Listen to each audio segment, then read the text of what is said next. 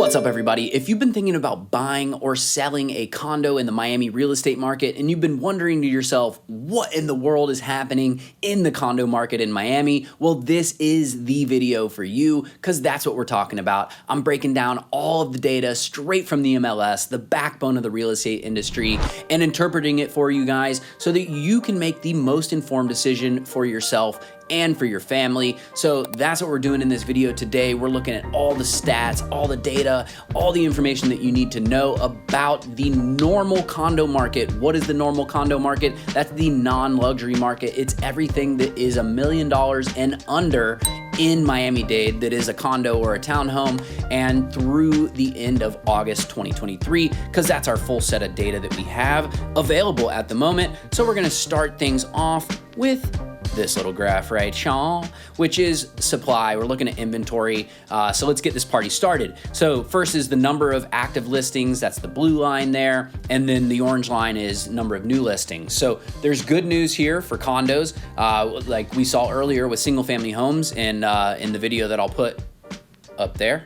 If you want to see the single family home update, both active and new listings, we saw an increase, okay? So condos inventory is up month over month. However, like with single family homes, condos year over year are both still down, okay? So active number of listings, that's our blue line here, came in at 5,392, up 21 units or 0.4% month over month. Year over year, we're down 186 units or 3.3% as far as inventory goes.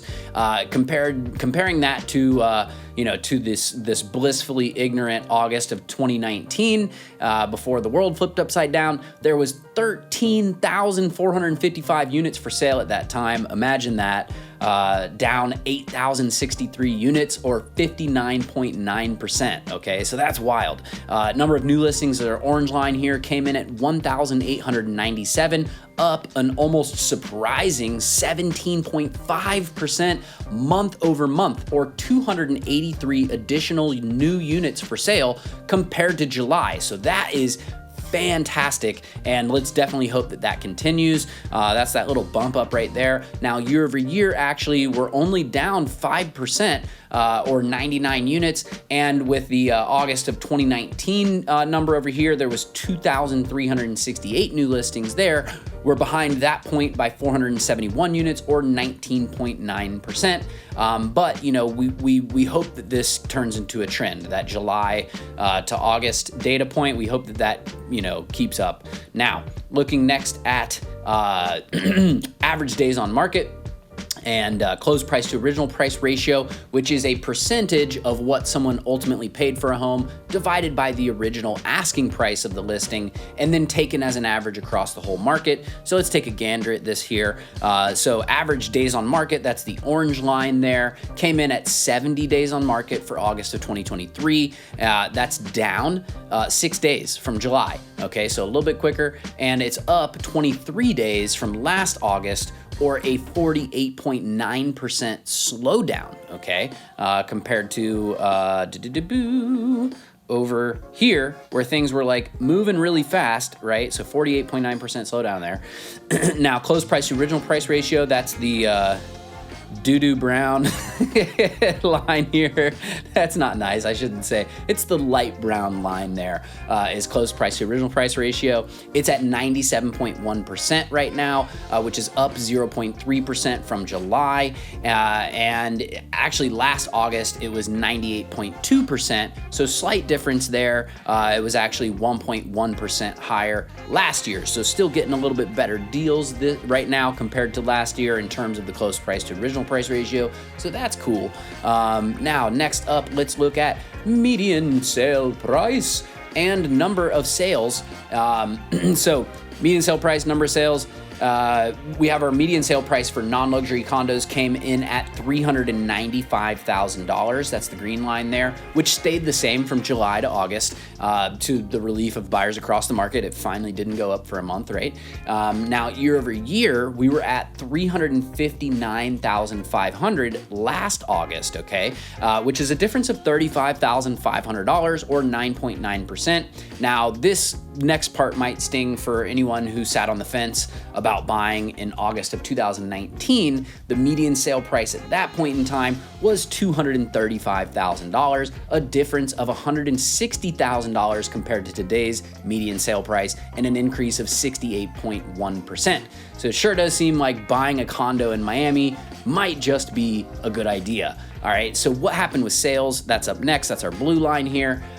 So our sales came in at 1,125, which was up 70 sales from the previous month. You can see that little bump up there. However, it's down 283 sales from last August, a difference of 20.1% less. So that really shows the effect of high interest rates, considering that year over year inventory levels were only 3.3% higher, yet we're seeing 20%, more than 20% less sales, okay?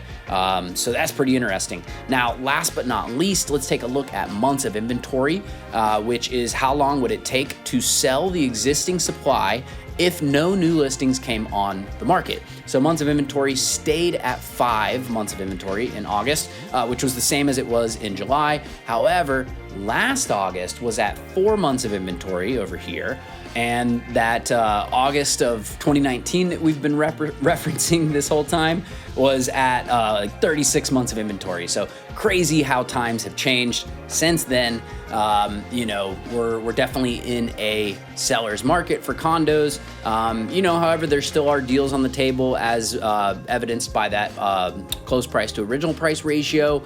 And, you know, the increase in inventory is definitely a good sign. Like I said, we want to see that continue. So what does this mean if you're a buyer? What does it mean if you're a seller? What does it mean if you're an investor? So if you're a buyer in this market, you got to figure out how to get your foot in the door. That's the end of the story. You know, a lot of condos in Miami-Dade are not FHA, first-time home buyer approved, or FHA approved in general, because they don't have sufficient reserves. However, there are plenty of condos where you can find a condo that does have reserves and be able to put 5% down or 10% down. Now, you know, that might seem high, but keep in mind, median sale price of condos is significantly lower than single family homes. So the chances as a first-time buyer of getting into a condo, especially if you find one with a reasonable monthly maintenance fee, is a lot easier than getting into a single family home with especially elevated levels of insurance, you know, property insurance, property taxes. You know, owning a single family home is a lot more expensive usually than a condo, unless the maintenance fees are like insane. Now, you know, that being said, you do want to find one that does have at least 10% in reserves, so that you can get, you know, you can do low down financing. It also puts you in a better position for in the future when Senate Bill 4D comes into effect and all these buildings have to have sufficient structural reserves, for structural repairs rather. And, you know, that's kind of my thoughts on that. There's so much more I can say about it. So if you are a buyer, you are looking at condos or single family homes, townhomes, whatever, it doesn't matter, reach out to me and I will curtail information towards your specific situation, okay? Because everybody's different. There's 1.5 billion things that I could say about this topic. So what does it mean if you're a seller? Well, if you're a seller, you know, as you can see, sales are still relatively strong. You know, inventory is low. You have less competition. There are less buyers in the market. So, you know, days on market, even though they've come down a little bit, they are higher than they were last year. So things taking a little bit longer to sell. However, you know, units are still moving. You know, it's all about proper marketing. It's all about pricing properly. It's all about making sure that the unit shows well and that the unit is able to be shown easily as well. So if all of those things line up with a talented, you know, skilled professional agent who is communicative, who is, you know, on the ball, who actually answers their phone and takes, you know, schedules showings and things, combine all those things together and you will sell your condo. You will get top dollar for it, you know, in the market. Now, again, there's so much more I could say about this topic. If you are somebody who's thinking about selling, reach out to me. I will curtail information directly for your specific situation.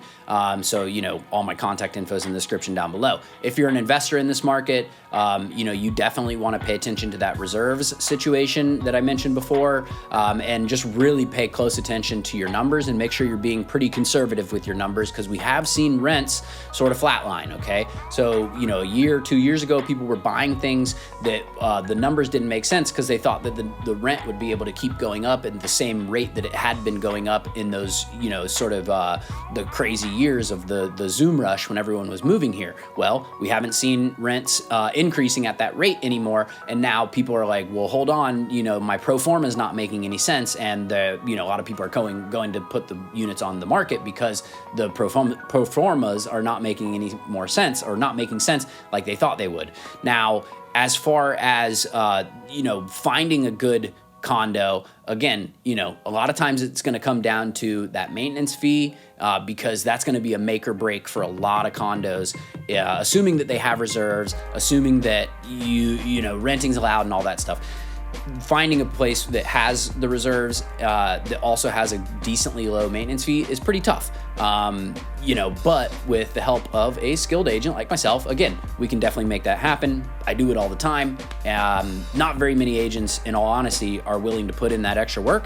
But that's what I do in order to make sure that I find properties for my clients that are going to last for a long time and not give them, you know, too much problems. So again, so much more I could say to that. If you have any questions about anything that I've said in this video, you have any comments about what I've said in this video, agree, disagree, whatever it might be, drop it in the comment section down below. And if you've made it this far, would love for you to smash the like button, hit subscribe, ring the notification bell, and share this video with anyone that you know who might find it interesting or helpful, beneficial towards their property search. And if you want the help of an expert real estate agent in the Miami area or beyond, anywhere in the world, reach out to me. All my contact info is in the description down below. I have partners all over the planet that are some of the best agents that you'll ever find. So no matter where you are in the world, if you want to reach out to me, I will link you up with the best agent in your area. If you're in Miami, that's going to be me.